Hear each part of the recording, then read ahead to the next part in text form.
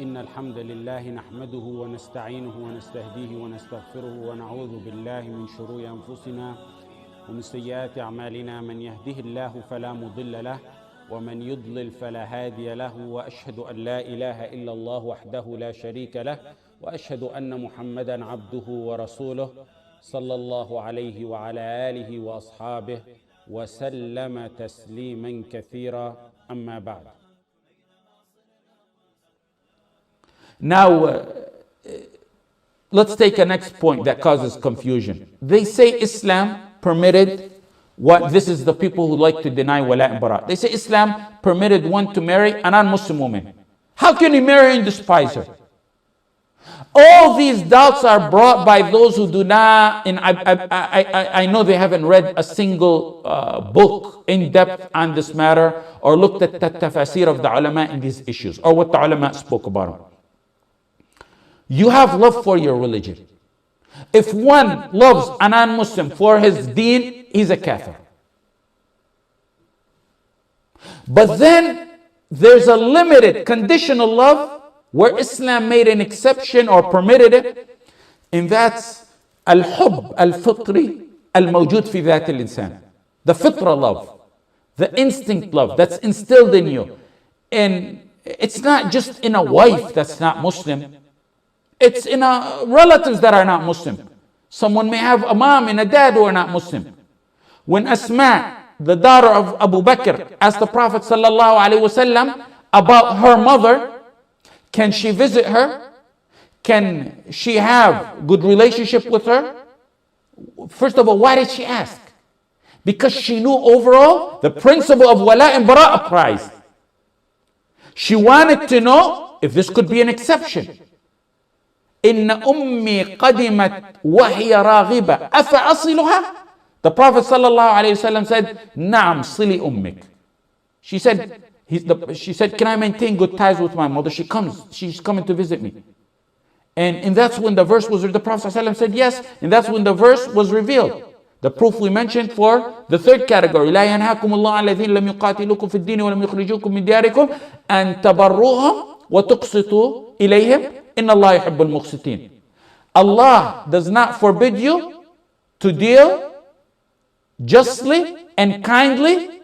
Allah does not forbid you to deal justly and kindly with those who fought against you.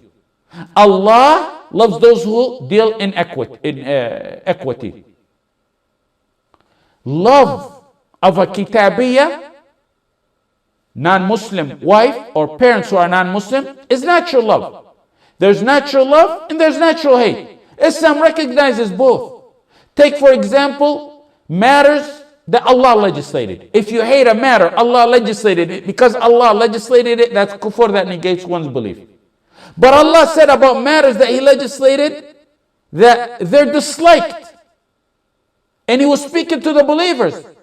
Jihad. كُتِبَ عَلَيْكُمُ الْقِتَالُ وَهُوَ كُرْهٌ لَكُمْ. Holy fighting in the cause of Allah is ordained for you. Though you dislike it. Though you dislike it. Allah said you dislike it. كُرْهٌ لَكُمْ. It's a natural, not a religious dislike. It's not the religious dislike some people claim. Had it been disliked because it was revealed from Allah, that's kufr. Al-Qurtubi said it's disliked because one leaves his family, one leaves his town, one subjects himself to wounds, loss of limbs, and death. And that's why it's disliked. Not because it's a revelation or a command from Allah. It's disliked, but they were considered believers. Now, had they disliked it because it was from Allah, that would have been kufr. So there's a natural dislike that Islam recognizes. Just like there is a natural love that Islam recognizes. Like what we're talking about here.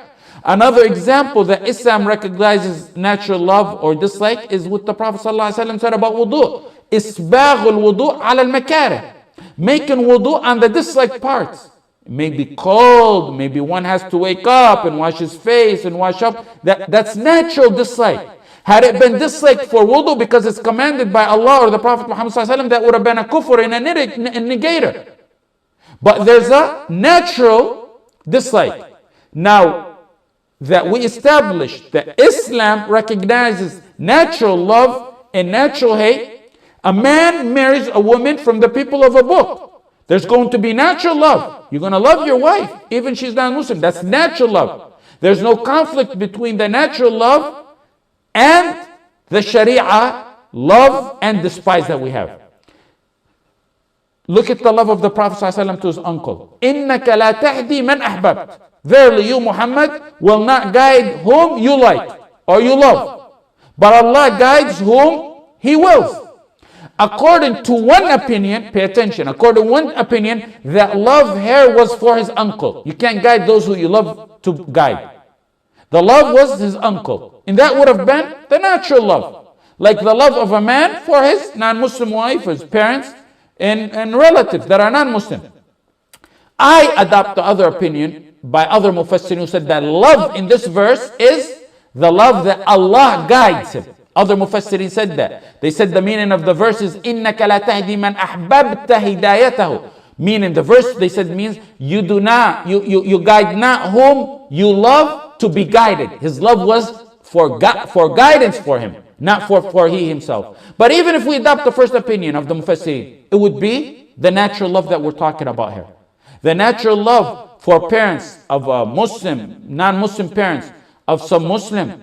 His mom gave birth to him. His dad took care of him. There's going to be natural love. That natural love may not entail acceptance of what they do in disobedience to Allah. And that part you got to hate it. He doesn't go and carry their crosses or wears it around his neck or condone or participate in any of those rituals or activities. He doesn't go to his parents for dinner and sit on a dinner table, and if they want to initiate a prayer to Jesus, to Isa alayhi salam, he sits. No, he doesn't sit. There's natural love, but he jumps up and walks away when they want to. His Sharia love and his wala to Allah is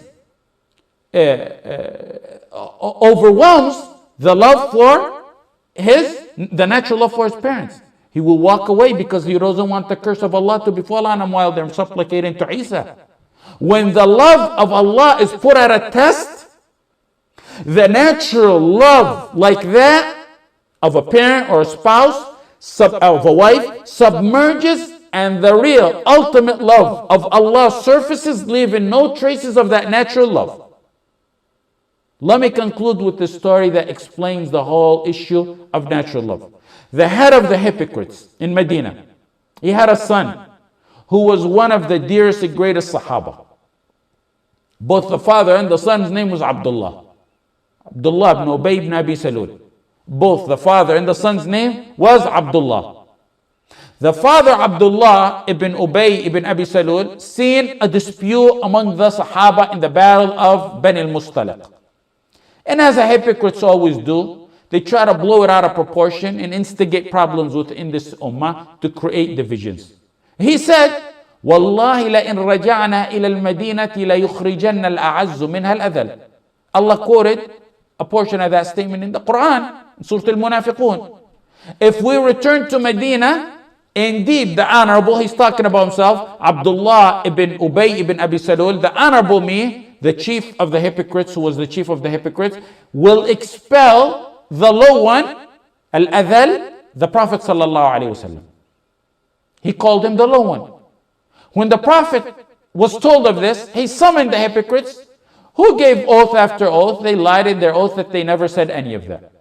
So the Prophet ﷺ, judging by what's apparent, let it go. He can only judge by that which is apparent. Sallallahu Alaihi Wasallam. And that's a lesson to us, to judge only by that which is apparent. He's the Prophet of Allah. His son went to the Prophet ﷺ and listened carefully. He said, O Prophet of Allah, the people of Medina will tell you there is no man more dutiful than me to his father. And if it pleases you, Ya Allah, I will bring you my father's head. The son was a great Sahabi. Ya Allah, bring you my father's head. The summit peak of Walaa and Baraa. Yet there was natural love. Walaa and Baraa, but there was natural love. Of course, the Prophet ﷺ deterred him from killing his father. He said, بَلْ نَرْفِقُ بِهِ وَنَحْسُنْ صُحْبَتَهُ مَا بَقِيَ فِينَا. The Prophet ﷺ will be good to him as long as he is living amongst us. And this is from the kindness and wisdom of the Prophet ﷺ. That shows you how one can have natural love, yet at the same time have a strong belief in Walaa and Baraa. At the same time, when they got to Medina, he went to his father and he said, you will not shade in Medina, nor step a foot in there until the Prophet ﷺ gives you permission. You are the low one and the Prophet ﷺ is the honorable. And again, he went to the Prophet ﷺ. The Prophet ﷺ let him go, told him let him go to his house safely, and told him not to harm him. It shows you how you can have both. In an extended narration of this, he said, فَوَاللَّهِ لَقَدْ عَلِمَتِ الْخَزْرَجُ مَا كَانَ لَهَا مِنْ رَجُلٍ أَبَرَّ بِوَالِدِهِ مِنِّي إني أخشى أن تأمر به غيري فيقتله فلا تدعني نفسي أن أنظر إلى قاتل عبد الله بن أبي يمسي في الناس فأقتل مؤمنا بكافر فأدخل النار. He said, the Khazraj wallahi will tell you, there is not a man more dutiful to his father than me. If you are going to order someone to kill him, let it be me. I fear that I will not be able to handle seeing a killer of Abdullah. Look, I will not be able to see a killer of Abdullah bin Ubay. And then he named his father by name. He didn't say my father. I will not be able to see a killer of Abdullah bin Ubay. And I'll see that killer, and then I'll see him walking around in Medina, and I'll see that killer who's a believer. You ordered him to kill, and then I'll end up killing him out of anger of him killing my father. So if you want anyone to kill my father, let it be me. And I don't want to kill a believer for killing my father.